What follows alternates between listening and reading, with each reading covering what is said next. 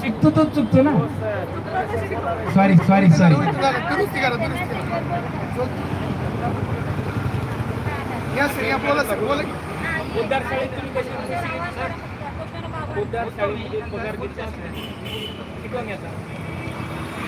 तहसीलदार sir, tehsildar sir या समोर या. आपल्या सर्वांना तहसीलदार सर मार्गदर्शन करतील.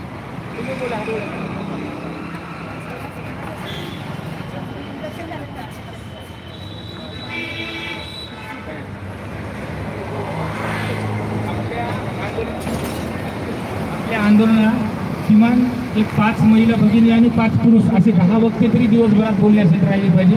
2-3 लोक दिवसभरात टिकणार नाहीत मित्रांनो. त्यामुळे 10-15 जण लोक तरी तयार व्हा. दिवसभर एक 15-20 मिनिटं प्रत्येक जण बोलला म्हणजे आंदोलन जिवंत असल्यासारखं शासन प्रशासनाला तरी वाटेल.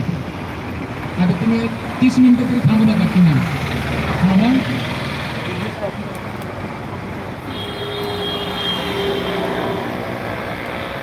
Modern respected freedom fighter Birsa Munda ji,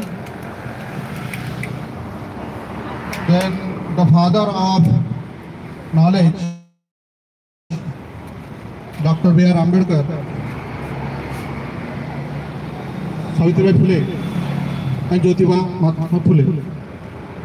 These are our respected because they gave the guidance and modernity to our society. I am Tahsildar Rupesh in front of you. I am talking with you because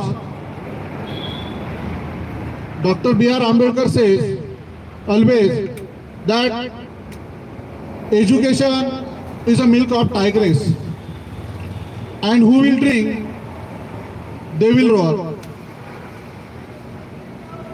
So it is my humbly request to all of you, and who are there in their houses, please come here and protest against the government, because Lokmanya Tilak also says education is our birthright and I will achieve it. So this is our also birthright.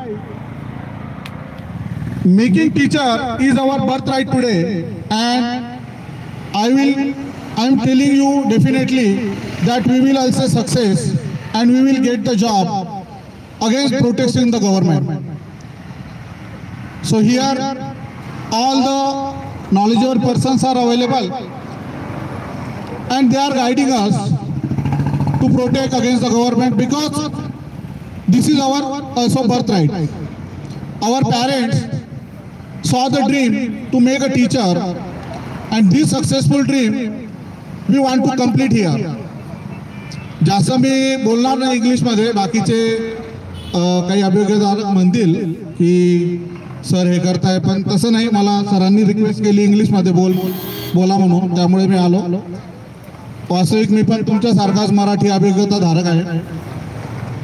परंतु माझं तुम्हाला एकच सांगणं आहे की आपण हे शिक्षक होण्यासाठी तर आलोच आहोत, पण त्याबरोबर आपण एक समाज घडवतो. Teacher is a symbol of society. तर आपल्याला विद्यार्थ्यांना आकार द्यायचा आहे, त्याचबरोबर आपली जी मागणी आहे ती आपल्याला शासन आणि प्रशासनाकडून पूर्ण करून घ्यायची. त्यामुळे जास्तीत जास्त संख्येने आपल्याला उद्या आणि परवा देखील इथे जमायचं आहे आणि आपला हक आपल्याला मिळवून घ्यायचा आहे. मित्रांनो, तुम्हाला स्वाभिमान वाटेल की सेकंड फेज जाहिरात म्हणजे सेकंड फेज विसरण्याच्या पलीकडे होतं शासन आणि प्रशासन. ते कसे काढून आणले कोर टीमने हे त्यांनाच माहिती.